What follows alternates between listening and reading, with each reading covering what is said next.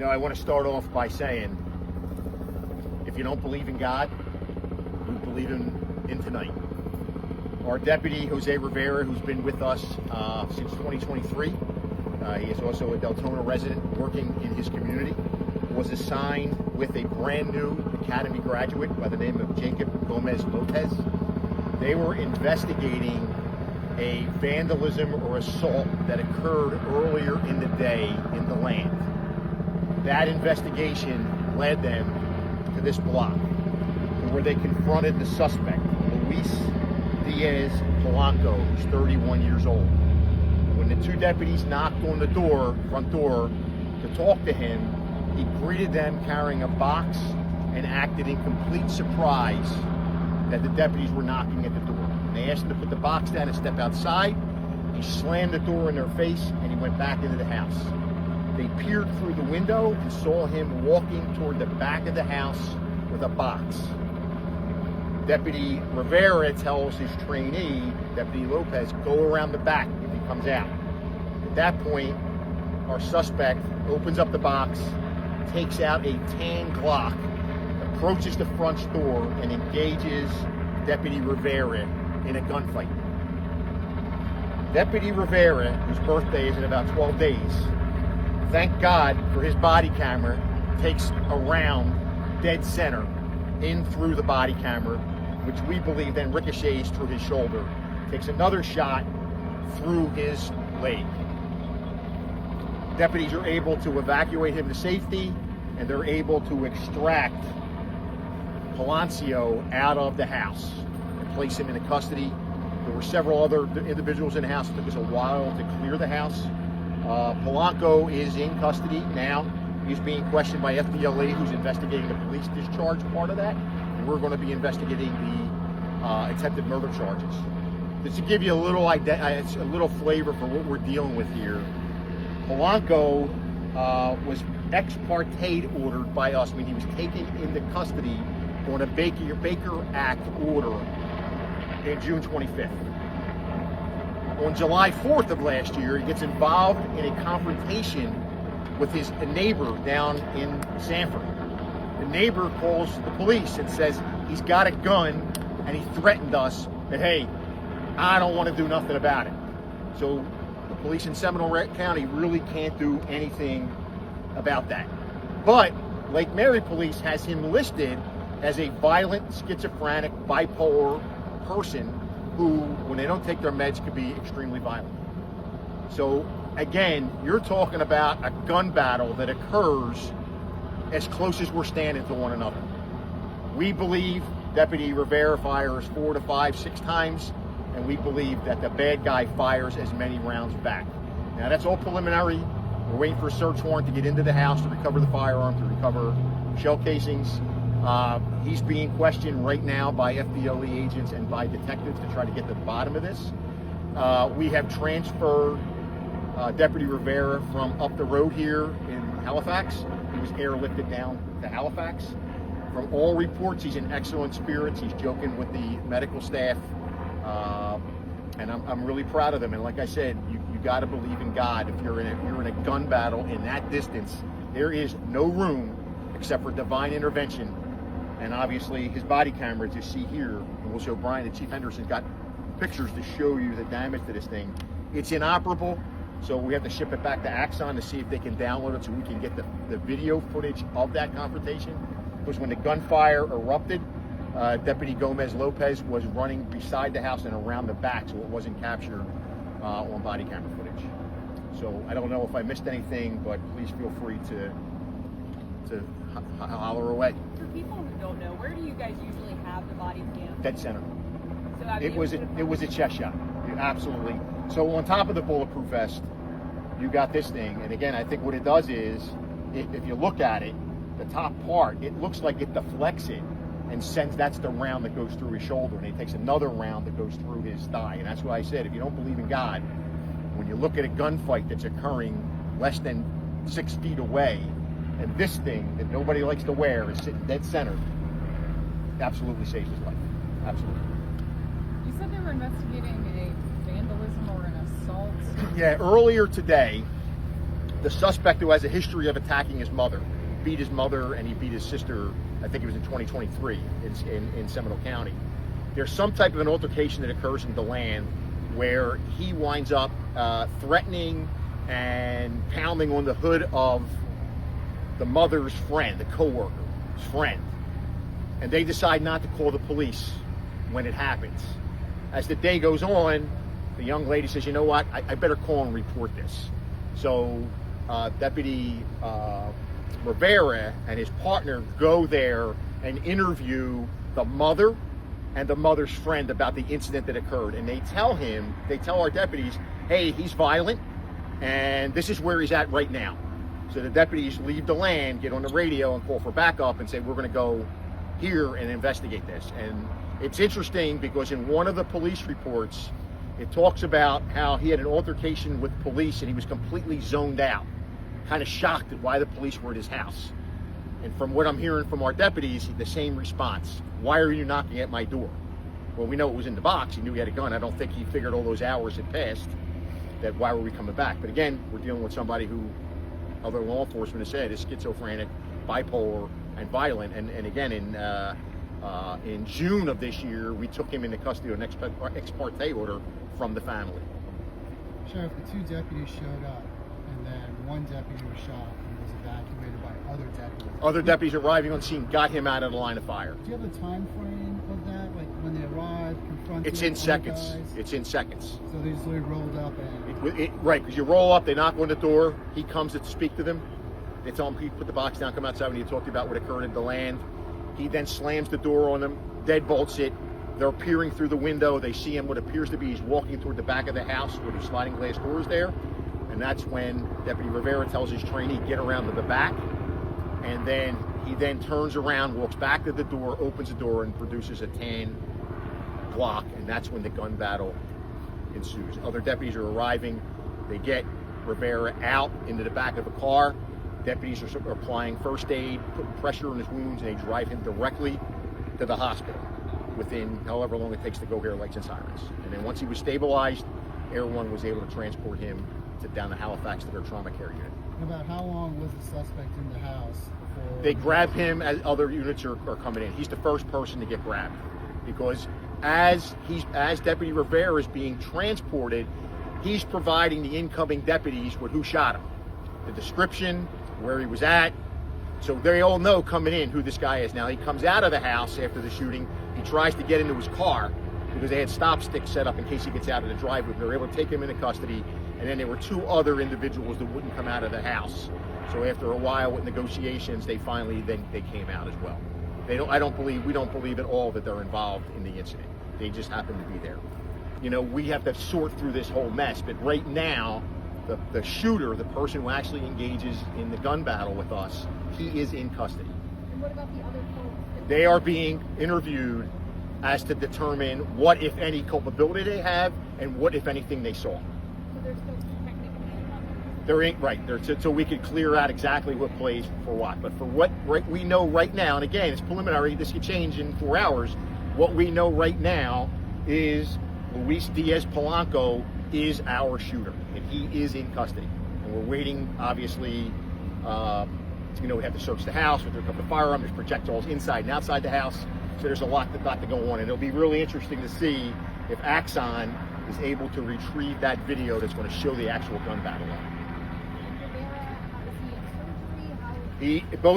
Thank God, both rounds went through and through.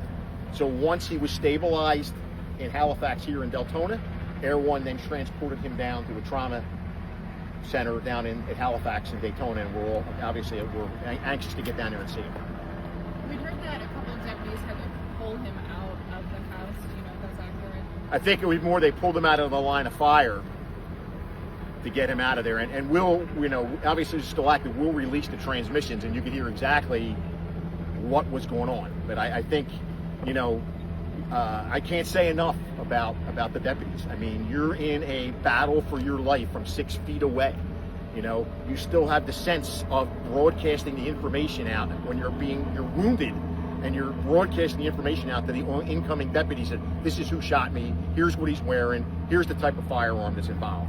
And, we're were able to do what we needed to do. The response was incredible. It was incredible. Besides Deputy Rivera and the suspect team, any of the other deputies fired? Deputy Rivera is the only one who fired. And again, we're assuming, based on his partners telling us what he heard, we're assuming there were 4 to 6 shots fired by each. And again, that's total speculation until we do the gun count, the weapon count, we cover the bad guy's gun, shell casings, everything we need to do. We're going to be out here for a while. It's nighttime. We're really not going to get a lot of the outside of the house searched till we get some daylight after. 3. Could you talk a bit more about the idea that these deputies went in knowing that he was dangerous, so they're approaching it, they've already asked for help, they've put out stop signs just in case, they're doing everything they need to do, and still this, what's that like? You know, I've been doing this 39 years, and you could give all of the information that you want, and you know what? You don't know what that wild card is there. You just don't know. You know, nobody mentioned that he had a firearm. What I told you about the firearm incident on the 4th of July, they weren't aware of that. I'm aware of that because I have the time since this occurred, all this information is coming into me.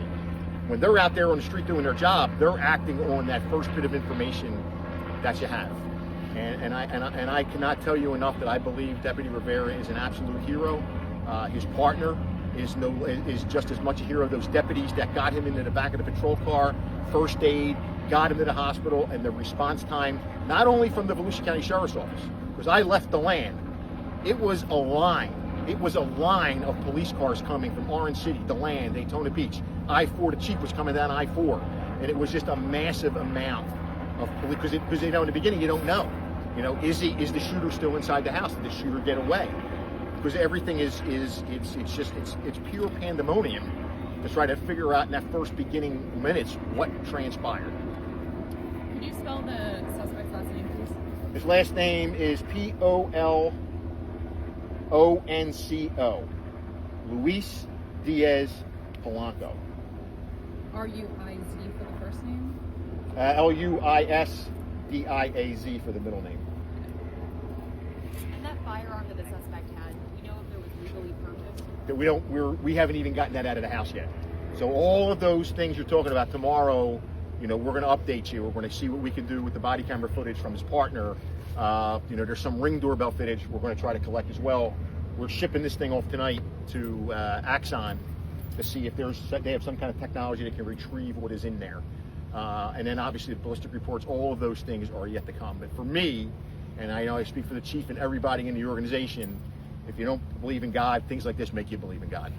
This could have turned deadly. And here, you know, Deputy Rivera is going to make a full recovery, and hopefully he's back patrolling these same streets again in the very near future. And his partner, the young man that just graduated, Deputy Gomez Lopez, you know, he's going to have a brilliant future here as well. They're young. Everybody on this shift that was here, they're all relatively new deputies. You know, they've been here a couple of years, and they all asked to work here. They weren't assigned here. They asked to come and work in the city of Deltona because of how the people treat them here. Sheriff, do you, when a situation like this happens, do your guys normally wait for EMS, or do they know just go? They just go. I mean, I know. My theory, the way I preach it, is load and go. The hospital's not that far away. You know, by the time you get EMS here, or by the time Air One takes off and lands, you could have them in getting the best care anywhere with surgeons and doctors on top of them doing what needs to be done to stabilize them. We could do all that stuff later on with Air One or whatever to transport, get them right to medical attention. I mean, if you think, it wasn't that long ago that Deputy Ethan Thomas was shot in the face out here. You know, and again, that was another response where the deputies were able to load him and get him right to that hospital to where they needed to do what needed to be done. You know, police work isn't, you know, people think it's not dangerous. It's dangerous. You're dealing with the human race. You know, no matter how much information you have, here's a guy, clearly mental issues, obtains a firearm. And we've seen the history of that. Mentally ill folks get a firearm, and what happens next? Devastation. Deputy Gomez, the trainee, how new is he to the job here? He's 8 days on the street. He graduated January 20th. Demi was the MC at the graduation. Wow. So he just got out of what's called field training phase and was assigned, well, actually he's in field training phase, and was assigned to his partner, Deputy Rivera.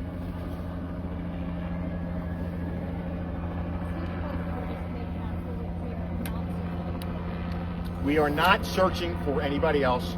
Obviously, this crime scene is going to stay, so we're 100% confident we recovered every round and projectile that was fired, and we review everybody's everybody's doorbell footage. The chief's going to hold up, or he's got some pictures for you to show you what the body camera actually looks like that was hit.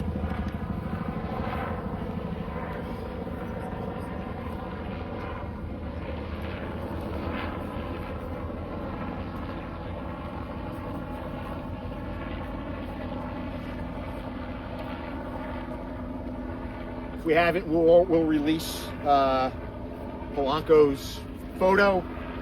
We'll have that out to you here shortly. And then obviously we'll update you when we recover the firearm. We'll get together sometime tomorrow. We'll go through this again. And hopefully sometime before the week is out, Axon will be able to recover the body camera footage. We'll be able to show what we can show on that. And the 911 call, we're working on that as well to get that out to you guys. 31. Sheriff, you said you've been doing this 39 years. Have you ever heard or seen anything where somebody gets hit by a piece of equipment they're carrying? I've seen over the years somebody's badge stop around. I saw a bicycle officer take a round in his helmet. That had that helmet not been on, he would have been dead. So I've seen, but as far as seeing a body camera take a shot, it's the first time I've seen a body camera take it. And we just switched probably 6 months ago. It was worn on your shoulder, and we went to the new model because it gives you a better wide angle coverage to it. This thing now translates languages for you. So everybody, when we tested it, the deputies were more comfortable mounting it in the center of their chest. And we went with their recommendation that, hey, if this is what you're comfortable with, go ahead and wear it that way. And here's an example of God smiling on that little change that the deputies wanted to wear that dead center on their wrist. Sheriff, are you able to just hold up the body cam? Yeah. For us for a moment? I'll hold it, here's the camera, and then you can see the top right-hand corner there of where the round struck.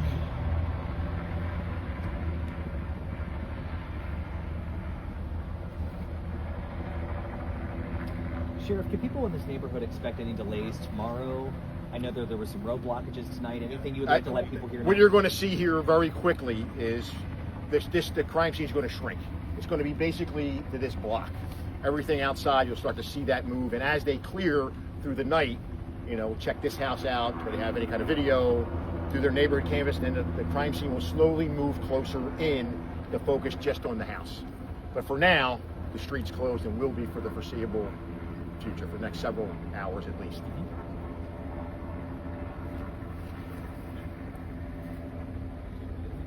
Thank you all very much. Like I said, we'll get back and provide you with all the updates as they become available. Thank you, Sheriff. Thank you guys.